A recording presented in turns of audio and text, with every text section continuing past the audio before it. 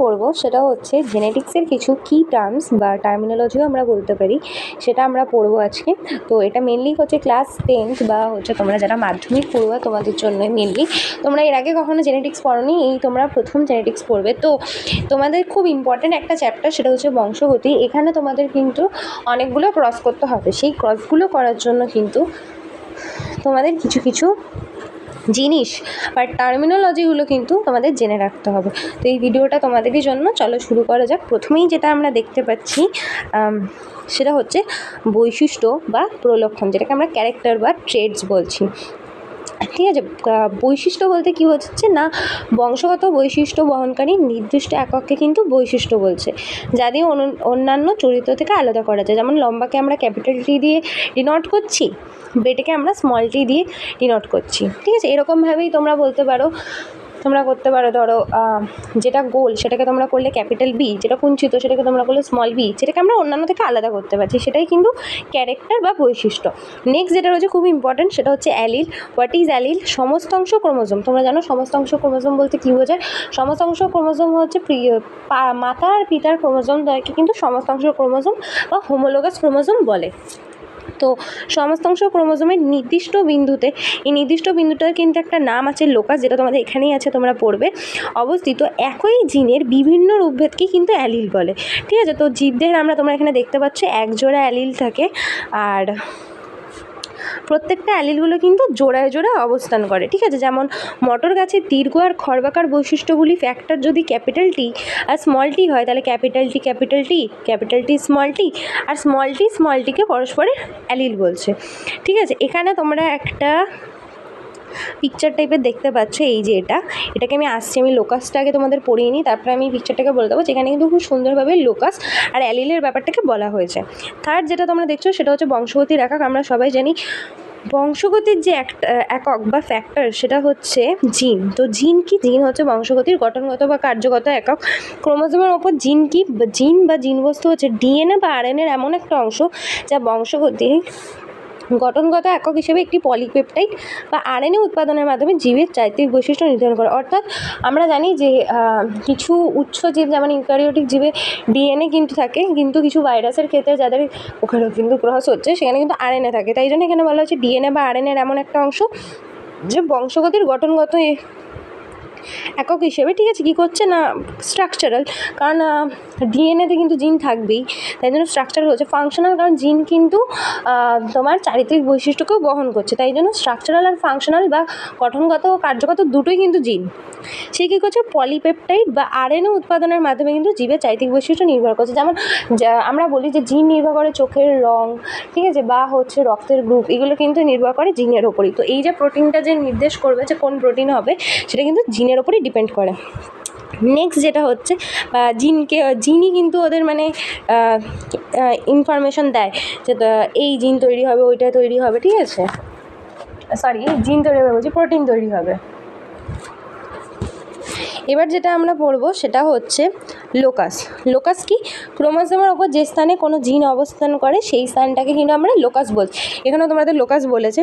অর্থাৎ কি বলছে? যে একটি নির্দিষ্ট জিন তার নির্দিষ্ট ক্রোমোজোমের ওপর একটি অংশ অবস্থান করে, কি বলছে? ক্রোমোজোমের অংশটাকে জিনের লোকাস বলে। এবার তোমরা দেখো এখানে একটা পিক তোমরা দেখতে পাচ্ছ, যে পিকটা আমি আগে বলেছি যে সমস্তাংশ ক্রোমোজোমকে আমি আগেও বললাম যে মাতার পিতার যে ক্রোমোজোম দুটোকে একসাথে কিন্তু সমস্তাংশ ক্রোমোজোম বলছে, সমস্তাংশ ক্রোমোজোম। এবার দেখো এই যে জায়গাটা এখানে লেখা রয়েছে জিনের লোকাস কিন্তু একই হচ্ছে, একই জায়গায় রয়েছে, আলাদা জায়গাও থাকতে পারে।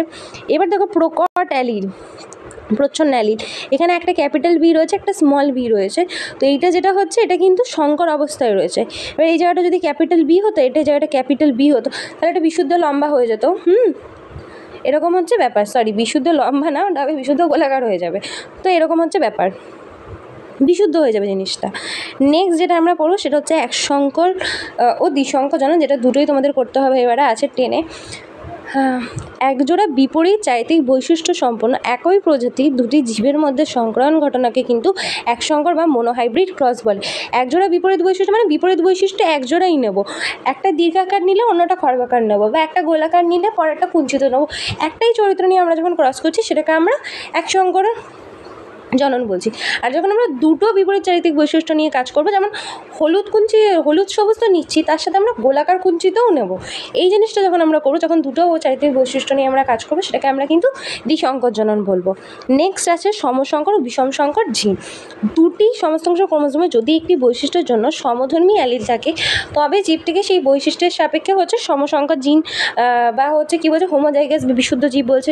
যেমন হচ্ছে উচ্চতার সাপেক্ষে দেখতেই পাচ্ছ ক্যাপিটাল টি যেটা বিশুদ্ধ লম্বা হবে, আর স্মল টি যেটা হবে হচ্ছে বিশুদ্ধ নাটা বা খাটো, বিশুদ্ধ হচ্ছে। কিন্তু বিষম সংকর যখন কি হচ্ছে না, একই বৈশিষ্ট্যের জন্য দুটি বিপরীত অ্যালিল থাকে, তখন দেখা হচ্ছে ওটা বিষম সংকর বা হেটারোজাইগাস হয়ে যাচ্ছে।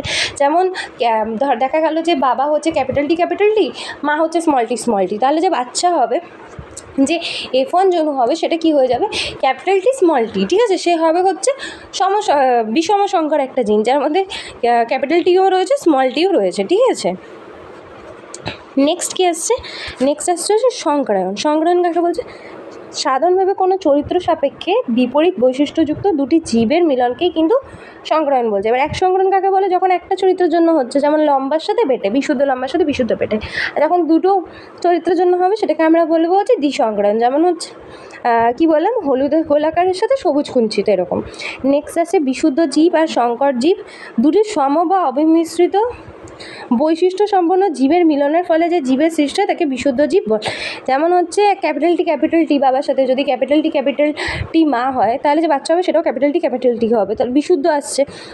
কিন্তু যদি দুটো ভিন্ন বৈশিষ্ট্য সম্পন্ন জীবের মিলনের ফলে যে জীবের সৃষ্টি তাকে সংকর জীব বলছেন। ক্যাপিটাল টির সাথে স্মল টি হলো, তাহলে একটা ক্যাপিটাল টি একটা স্মল টি, সংকর লম্বা হচ্ছে। নেক্সট যেটা আছে সেটা হচ্ছে জনিত জনন বা প্যারেন্টাল জেনারেশন। আমরা কি বলি, যখন আমরা কোনো এই ক্রস নিয়ে কাজ করি, প্রথম যে জেনারেশন থেকে শুরু হচ্ছে সেটাই কিন্তু প্যারেন্টাল জেনারেশন, ঠিক আছে। এখানে দেখতে পাচ্ছ যে সংক্রায়নের জন্য প্রাথমিকভাবে যে জীবকে পুরুষ আর হচ্ছে স্ত্রী হিসেবে নির্বাচন করা হয়, সেদের সংক্রায়ন ঘটানো হয়, তাদেরই কিন্তু জনিত জনু বা পি জনু হিসেবেই করা হয়। যেমন ক্যাপিটাল টি স্মল টির সাথে যেটা এলো সংকর লম্বা, তো এটা হচ্ছে পি জনু। তারপর একটা হচ্ছে F1 জনু। তো এফ কি, এটা হচ্ছে অপত্য জনু বা ফিলিয়াল জেনারেশন। তো আমরা যেহেতু ক্রসে তোমরা যখন দ্বিসংকর জনন বা করবে, তখন তোমরা দেখতে পাবে যে তোমাদের হচ্ছে F1ও জনু বেরোচ্ছে, F2 জনুই বেরোচ্ছে, ঠিক আছে। তো F1 যেটা জনু হচ্ছে সেটা হবে হচ্ছে ফিলিয়াল জেনারেশন বা অপত্য জনু, এক নম্বর জেনারেশন। সেকেন্ড যেটা হবে সেটাকে আমরা F2 জেনারেশন বলবো, যেটা হচ্ছে পি জনুর পরে আসছে। এই যে প্রথম যে সকল অপত্য জীব সৃষ্টি হয় সেটাকে প্রথম অপত্য জনু বলছে, ঠিক আছে। আর প্রথম অপত্য জনু জীবের মিলনের ফলে যে সকল অপত্য জীব সৃষ্টি হয় তাকে হচ্ছে F2 জনু বলছে, ঠিক আছে। যেমন এই ধরো এখানে এসছে টিটি, এটা ধরো পি জনু, এখান থেকে এলো হচ্ছে এই যে টিটা যেটা এসছে এটা হচ্ছে F1 জনু। এই টিটির সাথে আবার একটা সংকর লম্বার যদি আমরা করি, দুটো সংকর লম্বার, তাহলে যেটা আসবে সেটা হচ্ছে F2 জনু। নেক্সট যেটা আমরা পড়বো সেটা হচ্ছে প্রকট ও প্রচ্ছন্ন বৈশিষ্ট্য। যে বৈশিষ্ট্য বিপদধর্মী অন্য কোনো বৈশিষ্ট্যের প্রকাশে বাধা দেয় কিন্তু নিজে প্রকাশ পায়, তাকে কিন্তু প্রকট বৈশিষ্ট্য বলছে, ডমিনেন্ট হয়েছে। তোমরা যখন জেনেটিক্স করবে, আমার চ্যানেল হচ্ছে জেনেটিক্সের ভিডিও আছে, তখন তোমরা বুঝতে পারবে যে না, যখন ক্যাপিটাল বি আর স্মল বি আসছে, তখন জিনিসটাকে কি আমরা সংকর লিখি ক্রসে F2 জনু চেকার বোর্ড? একদমই না। তখন আমরা যেটা লিখবো সেটা হচ্ছে, যদি ক্যাপিটাল টি স্মল টি আসে, তখন সেক্ষেত্রে আমরা সেটাকে লম্বাই বলবো, বা ক্যাপিটাল বি স্মল বি আসে সেক্ষেত্রে আমরা কিন্তু সেটাকে গোলাকারই বলবো। কেননা যখনই কোনো একটা ক্যাপিটাল লেটার বা ক্যাপিটাল দিয়ে যে ক্যারেক্টারটাকে লেখা হচ্ছে সেটা কিন্তু ডমিনেন্ট করে যায়, ঠিক আছে। সেটাই হচ্ছে প্রকট জিন, ডমিনেন্ট জিন হচ্ছে। প্রচ্ছন্ন কি, যেটা হচ্ছে যে বৈশিষ্ট্য প্রকট বৈশিষ্ট্যের উপস্থিতিতে প্রকাশিত পায় না বা সুপ্ত হয়ে যাচ্ছে, তাকেই প্রচ্ছন্ন বৈশিষ্ট্য বলছে, ঠিক আছে। কিন্তু হেটারোজাইগাস অবস্থায় যে জিনের জন্য বৈশিষ্ট্য প্রকাশ হয় না, সেটা হচ্ছে প্রচ্ছন্ন জিন, ঠিক আছে। তো যদি ক্যাপিটাল বি আর স্মল বি হয়, তো আমরা লিখছি এটাকে গোলাকার। যে ক্যাপিটাল বি যেটা রয়েছে, ক্যাপিটাল বি যেটা হচ্ছে সেটা হচ্ছে তোমার এই যে ক্যাপিটাল বি স্মল বি, তো এইটা প্রকাশ পাচ্ছে, এটাকে আমরা লিখছি হচ্ছে গোলাকার। কিন্তু এই যে যেটা প্রচ্ছন্ন, এর যে ক্যারেক্টারটা সেটা তো সুপ্ত অবস্থায় থাকছে, তো এটাই হচ্ছে প্রচ্ছন্ন জিন, ঠিক আছে। এখানে একটা এক্সাম্পলও দিয়েছে, দেখতেই পাচ্ছ, ক্যাপিটাল টি স্মল টি, এটা হচ্ছে প্রকট জিন, এটা হচ্ছে প্রচ্ছন্ন জিন। নেক্সট যেটা রয়েছে সেটা হচ্ছে শেষ আমাদের ফিনোটাইপ আর জিনোটাইপ। এটাও খুব ইম্পর্টেন্ট তোমাদের ক্রস করার সময়। মেনলি তোমাদের চেকার বোর্ডে কিন্তু চেকার বোর্ডটা করার পর তোমাদের কিন্তু ফিনোটাইপ আর জিনোটাইপ প্রত্যেকটা ক্রসের ক্ষেত্রে বের করতে হবে। তো এটা জানাটাও খুব খুব দরকার। সেটা কি ফিনোটাইপ কাকে বলছে, যে জীবের চারিত্রিক বৈশিষ্ট্যের যে কোনো জীবের হচ্ছে তোমার কী হচ্ছে চারিত্রিক বৈশিষ্ট্যের বাহ্যিক প্রকাশকে আমরা ফিনোটাইপ বলছি। আর জিনগত সময়ের জন্য যেটা হচ্ছে সেটাকে আমরা জিনোটাইপ বলছি। বাহ্যিক বৈশিষ্ট্য বলতে আমরা কীরকম বলতে পারি, যেমন কোনো একটা ছেলে খুব লম্বা, তো আমরা তাকে একতরফা দেখে আমরা বলছি না ছেলেটা খুব লম্বা। বা কোনো মেয়েকে দেখলাম একটু খাটা, একটু নাটা, অ্যাভারেজের থেকে একটু নাটা, তো আমরা তাকে একতরফা দেখে আমরা কী বলতে পারি, না মেয়েটা একটু নাটা। তো এই যেটা আমরা দেখে বলছি, যেটা আমরা জীবের চারিত্রিক বৈশিষ্ট্য দেখে বলতে পারছি, সেটা হচ্ছে ফিনোটাইপ। কিন্তু জিনগত সেটাকে আমরা দেখতে পাই না। জিনগত যেটা হচ্ছে সেটা হচ্ছে জিনোটাইপ। কারণ যে খুব লম্বা জিনই একমাত্র বলতে পারে যে বিশুদ্ধ লম্বা, সেটা টিটি। যেটা আমরা একটু অ্যাভারেজে দেখছি সেটা কিন্তু শঙ্কর হচ্ছে, সেটা কিন্তু আমরা লম্বা দিয়ে বলে দিচ্ছি কিন্তু এটা কিন্তু শঙ্কর লম্বা হচ্ছে, সেটা মনে হচ্ছে ব্যাপার। তো এখানে দেখতে পাচ্ছি যে জিনোটাইপ ফিনোটাইপ বের করার জন্য আমাদের কিন্তু F2 জনু লাগে, ঠিক আছে। তো এটা হচ্ছে F1 জনু, F1 ও আচ্ছা এখানে লেখা রয়েছে F1 জনু, এটা হচ্ছে F2 জনু যেটা লাস্টে যেটা বলতো। F1 জনু ক্যাপিটাল টি স্মল টির সাথে এরকমভাবে ক্যাপিটাল টি স্মল টি ক্রস করালাম। তো ক্রসের নিয়ম কি, এই যে একের সাথে 3, একের সাথে 4, একইভাবে 2-এর সাথে 3, 2-এর সাথে 4, এইভাবে হচ্ছে তোমাদের ক্রসটা করতে হবে। তো প্রথমে হচ্ছে ক্যাপিটাল টি, তাহলে 1-এর সাথে 4 যদি হয়, 3, ক্যাপিটাল টি হচ্ছে বিশুদ্ধ লম্বা হচ্ছে। আবার টি এর সাথে যখন এই টিটা হবে ক্যাপিটাল টি স্মল টি হচ্ছে, তাহলে এটা কি হচ্ছে শঙ্কর লম্বা হচ্ছে। দেন এই ক্যাপিটাল টি আর স্মল টি হচ্ছে, তাহলে এটাও শঙ্কর লম্বা হচ্ছে। আর এই যে স্মল টি হচ্ছে যেটা হচ্ছে বিশুদ্ধ খর্বাকার হচ্ছে, ঠিক আছে। এবার এটা যখন আমরা ইয়েটা বের করবো চেকার বোর্ডটা, তখন আমরা কীরকম দেখবো, যে আমরা ফিনোটাইপ কী লিখব, লম্বার বেটে। জিনোটাইপটা আমরা বুঝতে পারছি না, লম্বার মধ্যে ক্যাপিটাল টিও বেরোবে, ক্যাপিটাল টি স্মল টিও পড়বে। কেন ক্যাপিটাল টি স্মল টি পড়বে তোমরা জানো, কারণ এই যে জিনটা যেটা হচ্ছে ডমিনেন্ট জিন, এটার জন্য কিন্তু এটাকে আমরা লম্বাই বলবো, তাই জন্য এটা লম্বার মধ্যে পড়ছে। আর বেটাতে স্মল টিটা পড়ছে। তো ফিনোটাইপ অনুপাত একতরফা দেখে আমি বললাম ফিনোটাইপ যে, তাহলে হচ্ছে লম্বা হচ্ছে 3টে, এই যে 3টে, তাই 3টে কেন আসছে লম্বা, 1, 2, 3, ঠিক আছে। আর জিনোটাইপে কী হচ্ছে, জিনোটাইপে আমরা দেখতে পাচ্ছি টিটি কিন্তু একটাই বেরোচ্ছে, তাহলে জিনোটাইপ বিশুদ্ধ লম্বা কিন্তু একটাই। জিনোটাইপে আবার আমরা জিনোটাইপে দেখতে পাচ্ছি যে ক্যাপিটাল টি স্মল টি এটা কিন্তু 2টো, তাহলে এটা বেরোচ্ছে 2টো শঙ্কর লম্বা। আর বেটা কিন্তু একটা, তাই জন্য আমরা একটা বলেছি।